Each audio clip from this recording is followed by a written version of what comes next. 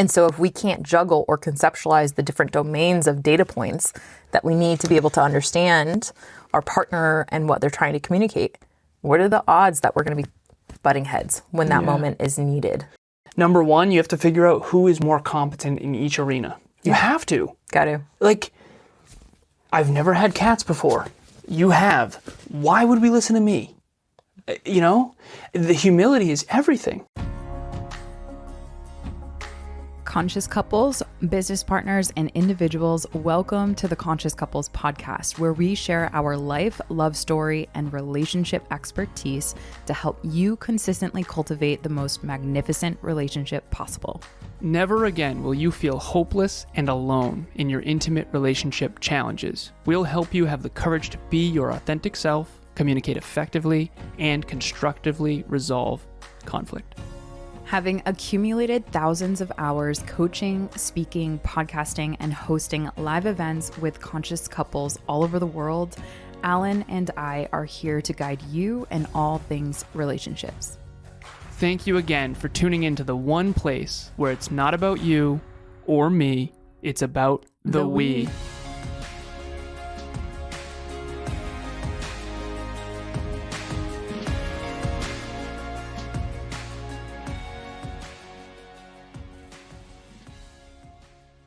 Conscious couples and individuals, welcome back to another episode of the Conscious Couples podcast. Today we have episode 226, How Direct is Your Communication? We have learned that is causing a lot of issues in relationships, is not being direct. Yeah. Before we jump into this episode, I want to remind everyone why we are here for one reason and one reason only, to improve your intimate relationship from the inside out. Mm-hmm. Sweetheart, ladies first, what is your intention? My intention for our dear listeners joining us in this conversation is to help each and every single one of you learn to be more direct or explicit in what you need, what you want, and what you're desiring when it comes to your communication with your partner. Okay, what I need is for this episode to be magnificent. Okay. Perfect. What would make an episode magnificent, love? Well, stay tuned. Oh. So that was direct. And then indirect. But then not direct at all. Yeah, exactly. Which is useless. I have a big question mark swirling around my head, which is honestly what a lot of couples have. Yeah. They're not direct, so there's a big question mark around what does he mean? What does she mean? What is she trying to tell me? What is she saying? Is she asking me a question? Am I supposed to answer? All of these swirling around in between the couple is happening all the time because more often than not, what we do know is that women tend to speak indirectly. Mm-hmm. Men tend to speak directly, unless it's about their feelings. In which case, they dance around it. Or never go near it with a 10-foot pole. Nice. Okay, yeah. They're agreed. either fine, they're good, or they don't have a heartbeat practically. All right. But to that end, this episode is to help our listeners really sink into what we found with couples actually does help them in their communication styles and how to be more direct.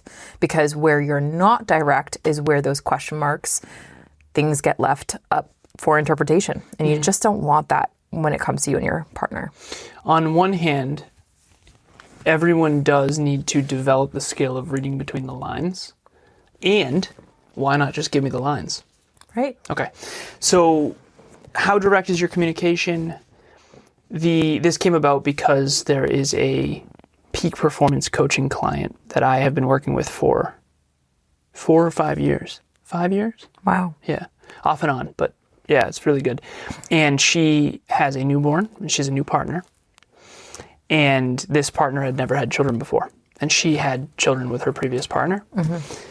And she tried to communicate up front that this is going to change everything. And like, I need you to know what you're signing up for. Like, we're going to have a kid together. This is going to be a whole thing. Oh, yeah. And she tried to be very direct about that. And ultimately, you're going to have to learn through experience too. But basically, they are having some challenges because she has parented for 17, 18 years at this point, and she's gotten better and better and better at it over time. And he's brand new. And so the miscommunications are causing big issues. So you and I created a cycle. This is the cycle to destroy your relationship. Ready? Number one is project your own potential onto the other person. So she is a strong parent who has decades of experience parenting. And if she projects that onto him, that's step one. Project your potential onto him. He's going to be a great dad. I'm a great mom. Awesome. Expect him to be a great dad with very little training or very little experience, and then resent when he's not.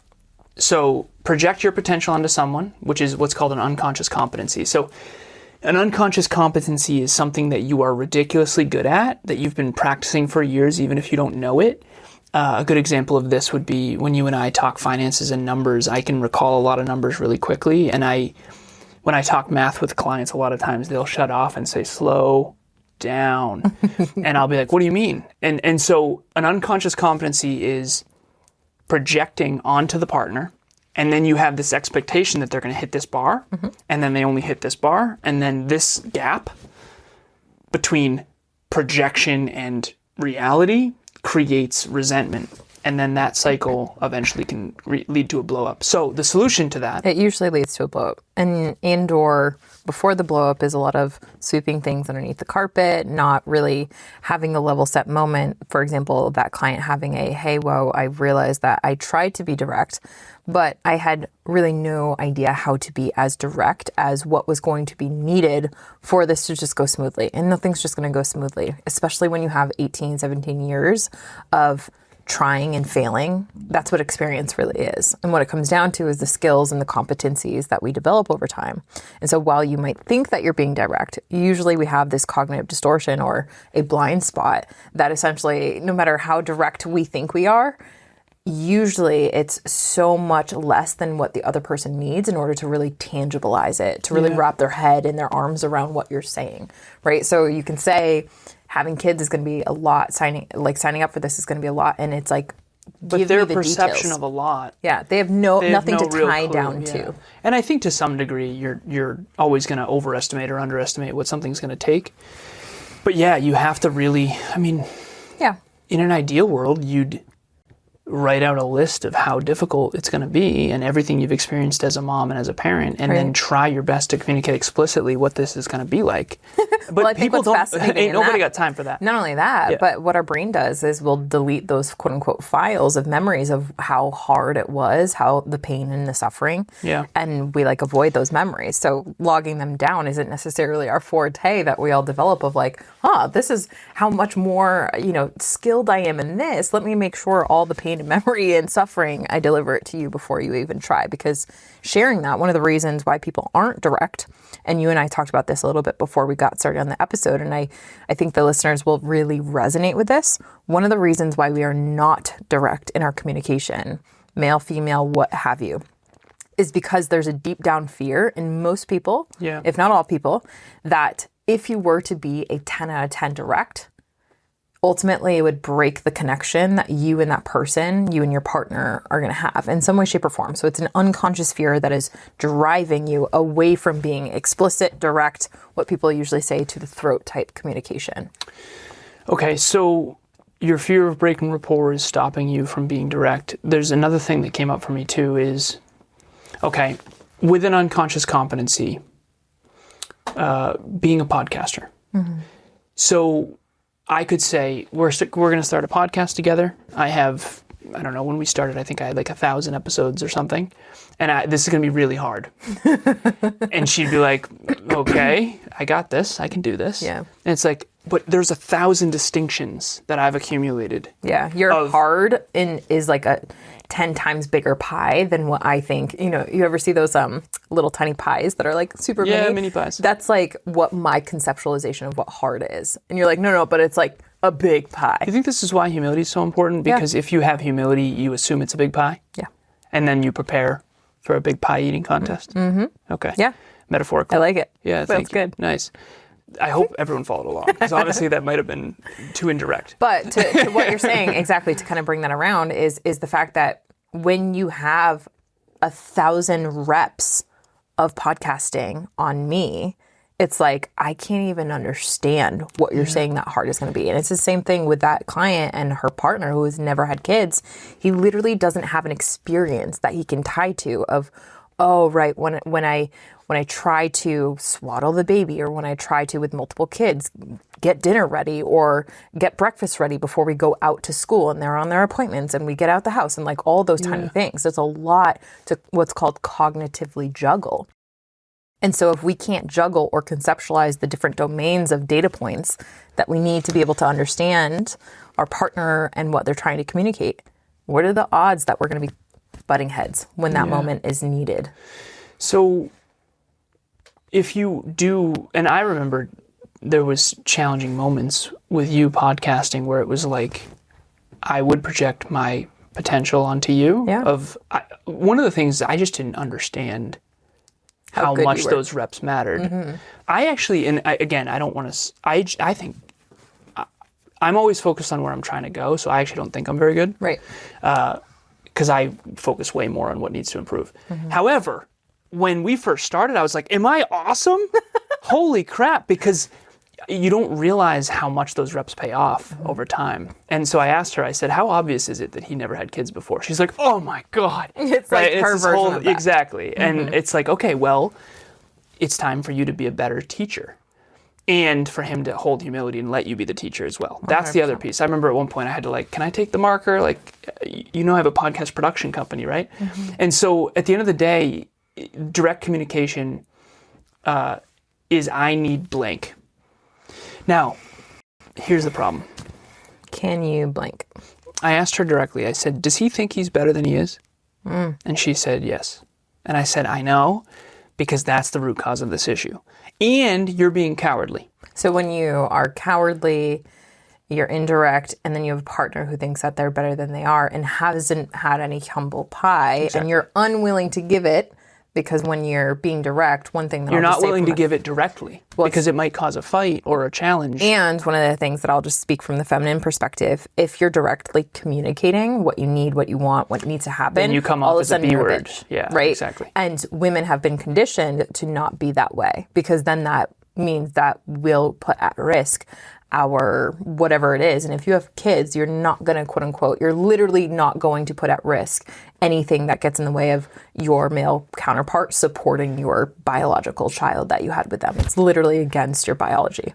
So do you have to be willing to be a bitch, number one? You have to be willing to be perceived as one. True. Right? And that doesn't make it true. No. Yeah. Being direct doesn't mean you're a bitch. Yeah. It means you're an effective leader. And you're an effective communicator, because you're going to get it through their head. That's why I like the military. Me too. I'm with it. Yeah. Straight. So, right? Because when it's life or death, it's okay to be a bitch. Yeah. All of a sudden, the circumstances require that. Yeah. The necessity is welcomed.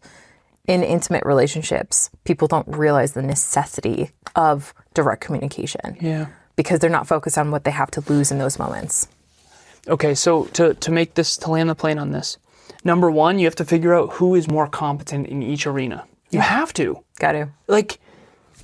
I've never had cats before. You have. Why would we listen to me? The humility is everything. Guys struggle with that.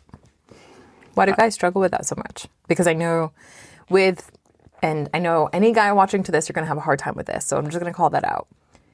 Well, they are now. I'm just kidding. No, but me saying that you are an extremely humble man, there's this, what I've noticed with working with men is there's this huge protector that really struggle with a man that is actually more competent in an arena that they're talking about, who is more humble. It's like turn off, shut off, their protectors get activated. Really? So yes, absolutely. So why do men struggle with the humility component from what you've observed as a man and what you've observed as a coach? I think they're fearful of being seen as incompetent. Mm-hmm. And I think that they've been conditioned to constantly put themselves in a position of effective competence. It really comes down to that. Like I told you growing up, if I ever did anything that was subpar, you'd get made fun of. Yeah. Like let's say you're a little kid and you can't do a chin-up. You get made fun of by all your buddies who can do it. It's like immediate. It's bad. It's bad. So would you say guys or boys that grow up to be adults, they're kind of taking that fear and projecting it onto their female counterpart? Essentially that they're going to be seen as less than and not welcome. Which is wild because it's the opposite. Right. Yeah. So, and again, I've been coaching women for 11 years. It's very clear that humility is the most important character trait for, like, if women were to, if you took 100 women and you asked them, random sample, and you asked them, what is the most important character trait in your male counterpart? Humility would come at the top of that list. Yeah. Yeah. And maybe they wouldn't identify Use that humility. that word. Maybe they wouldn't use that word, but it would be, I want a man who cares more about getting better than being great. Or who's willing to admit that they're wrong. Yeah, exactly. Or willing to admit that I actually know more than them in this arena. Do you remember the quote that you gave in the Relationship Talks event? It was, she doesn't want to leave you. She's losing the capacity to care. Yeah. And I think that losing the capacity to care, and this is what a client said to me recently, she said, if I am direct with him, he's going to get defensive, and then 3 hours later, he's going to realize that I was right, quote unquote. Now, right and wrong, I think optimal and suboptimal. Or and I think that's what, or inaccurate. Yeah, exactly. And I think that's a better, accurate and inaccurate is good. And the truth is, the whole is supposed to be greater than the sum of its parts.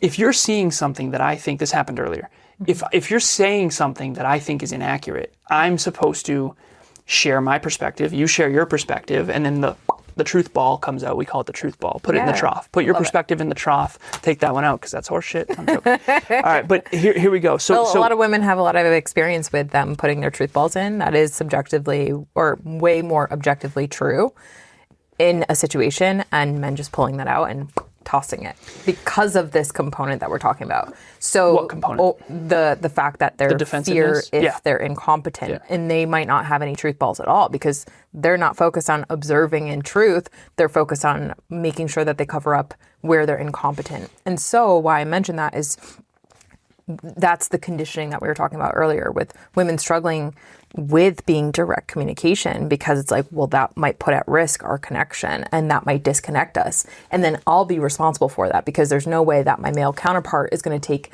accountability for that per the lack of humility. Per the lack of humility. That's the root. The humility, inward humility. And I say inward because I think that some people appear humble that aren't. What's the difference between inward humility and outward humility? One of them's a fucking show. Yeah. One of them is pretend humility. If I'm a male listener right now, listening to this right now, and I'm kind of open to this conversation, I've realized like, oh man, I've been so socially conditioned as a man to be this way. And Alan, you're kind of showing me a little bit of a different way of being a man that actually would be way better in terms of what my partner needs, what she's been asking for. But deep down, I have this big protector that like won't let me loosen up. What would help me identify what is external humility and what would help me see what is my internal humility? External humility is you do something that everyone sees that's great. And then when they compliment you on it, it's like, no. I mean, I appreciate it, but no big deal. And it's almost a status increase to do something great and to pretend it's no big deal. Even though they're like, yeah, I'm the man. Inward humility is, I care about getting better more than looking good. That's the best way I can describe it. It's like, I care about actually learning and getting better more than looking great. Right. And ironically, if you care more about learning and getting better, you end up great. Yeah. In the long run. Sure. You end up looking like an idiot along the way, which is the problem. Yeah, and if you care more about perception, then you're likely going to stop that, which is actually going to get you better and be more effective with your partner in the long run. I've been humbled by that. As a business coach, peak performance coach, I have come to a place where it's like, oh, it matters more that I'm seen as a peak performer than actually being one? That's crazy. And the truth is, you want to know who's a humble man or a humble woman, quite frankly, is the inside's better than the outside. Mm-hmm. But from the outside in, they might look like they're failing, but they're failing forward. Right. And someone who has it all buttoned up and always puts themselves in a position to make sure they're in the perfect light, they're a mess behind the scenes, trust me. And they haven't faced a lick of this hard part. But anyways, back to the point here, being direct. She needs to suck it up and be more courageous and be more direct and call him out for being arrogant. Yeah. And she needs to say, I need you to be more humble. I need you to take my perspective. I've been parenting for 18 years. I need you to ask me what I need of you before you go out for baseball or whatever. Right. And he needs to be direct in his communication of what he needs for his priorities too. And they have to be able to be direct with each other, because Otherwise, they're just doing this. They're not a good team. They're not effective. And then everybody suffers. So to kind of slowly bring all of this together, for anyone that's listening to this episode, how direct is your communication? What would you say is a way to assess, green, yellow, red, the directness, so that if they are improving on this, that let's say they take this episode and they take one action out of it, how would they know that they're getting in the right direction? I like the truth dial you have. So we have a digital asset called the truth dial. I'll put it it's actually a Next Level University branded one. Do you have one? Okay, yeah. We're going to put the truth dial in the show notes. It's just an image that it's basically a dial on your heart of how honest you are about expressing what you really think and what you really feel. Yeah. That's really what it comes down to. And what you really need, right? Yeah, exactly. Especially because what we're talking about in terms of why communication, let's go back down to first principles. Why communication exists is because you two are trying to be a better team. Yeah, like that's bar none, all couples are trying to be a better team. 100%. Or trying to not be a terrible team. It's the same but different, right? But the way in which you're going about it, one is trying to gain and one is trying not to lose. And most couples find themselves trying not to lose, and then they find us and they realize there's another alternative. You can try to win together as a team. So in the Conscious, the Relationship Talks virtual events and in the Relationship Talks coaching, what we've done is we've created a culture where being direct is okay. And I'm going to give you an example. This is like a hardcore example, so it's going to be uncomfortable. You're allowed to say, hey, partner, I love you, and I think you're getting a little bit fat. Okay, I knew you'd laugh at that. Yep. But what are you going to do? Dance around it for the next 30 years while the person gets more and more overweight? And then they're going to say, why didn't you tell me? Right. Right? And they see a photo of them on Facebook that got posted. Yeah. At the end of the day, direct communication, as long as it's done with heart and compassion, is necessary for growth. Like, I can't even, it's like, hey, I think you've been drinking a little too much lately. Like, you have to be able, but we're so delicate that we can't hear any feedback, and you can't get better without feedback. You can't. Facts. Like, go time your mile. I ran a mile yesterday, and it was so alarmingly brutal, and it was only a 7:14, and I'm like, I thought I was in better shape than that. You want to know how to stay humble? Challenge yourself. Stay humble by challenging yourself constantly. And the truth is, sometimes you have to challenge your partner because you believe in them. Not because you're trying to hurt them, but because you believe in them and because you want to be a better team. Listen, if you want a mediocre relationship, there's another podcast for you. Yeah, this ain't it. If you want a great relationship, this requires direct communication. So I need us to go. You need us to go more than I do. But I'm saying that for you on your behalf. Thank you, love. No, but so I want to read something that I sent to this client because she and her partner are humble enough to consider Relationship Talks coaching. While he opens that up, in closing, the last thing that I want to say on this, if you are projecting, expecting, and then resenting enough time, that eventually builds to contempt. Contempt is one of the 4 horsemen of the apocalypse, according to John Gottman's work. And so that contempt is where resentment starts to build, and then eventually you like choke on it. It trips up your relationship to where there's a huge blow up. And all of the things that happened in the past that your partner or you guys didn't solve or talk about or figure out, that's going to come baffling in the moment where you least need it. All the times that you weren't direct are going to come fully like direct to the throat. Oh, yeah. And it's going to be and that tears relationships apart. Yeah, where it's going to be bad. In past conversations that we've had on this podcast, conflict, like we're talking about what happens when you're not direct. It leads to a conflict. Period. You know what I just thought of? What? In Wicked 2, she's like, okay, Greenie.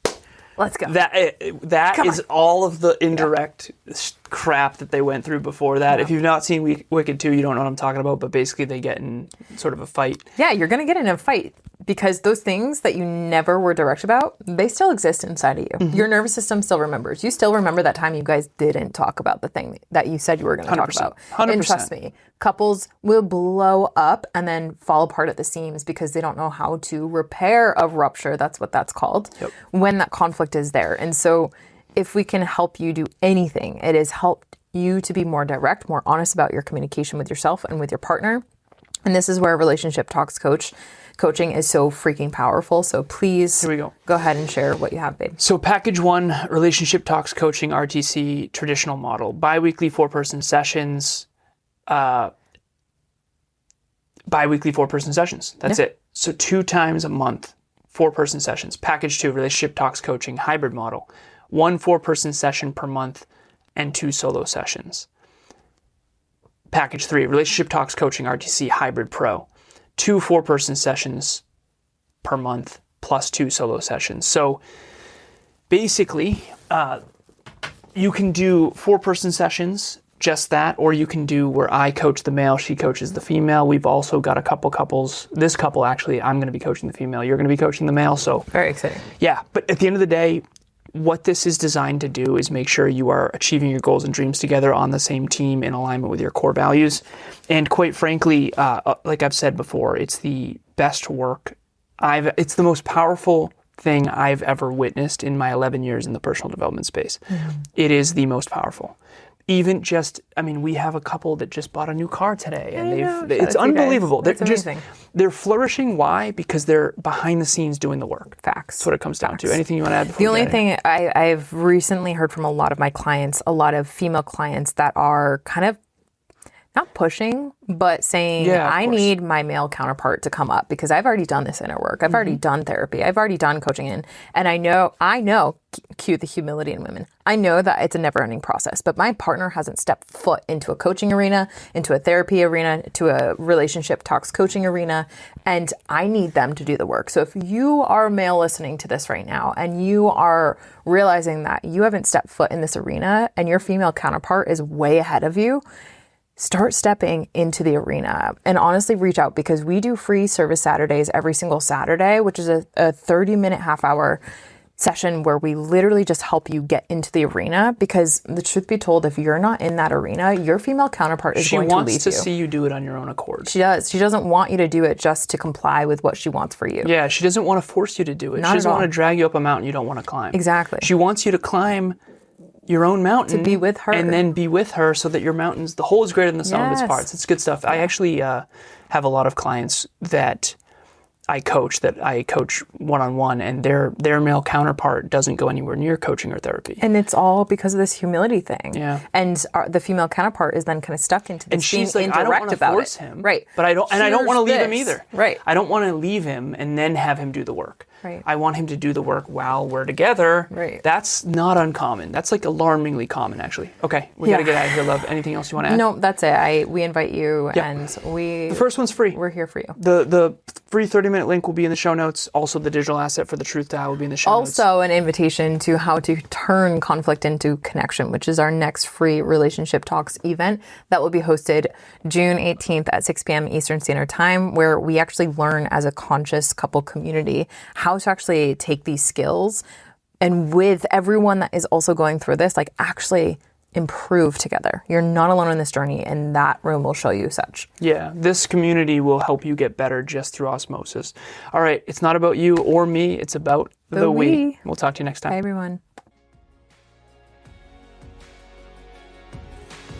Thanks for joining us for another episode of the Conscious Couples podcast. We love connecting with the Conscious Couples community, so please check the show notes to connect with us and say hello on social media. If you and your partner resonated with this episode, please leave us a 5-star review at the link in the show notes and share this with someone you love. Until next time, it's not about you or me. It's about the we. We'll talk to you next time.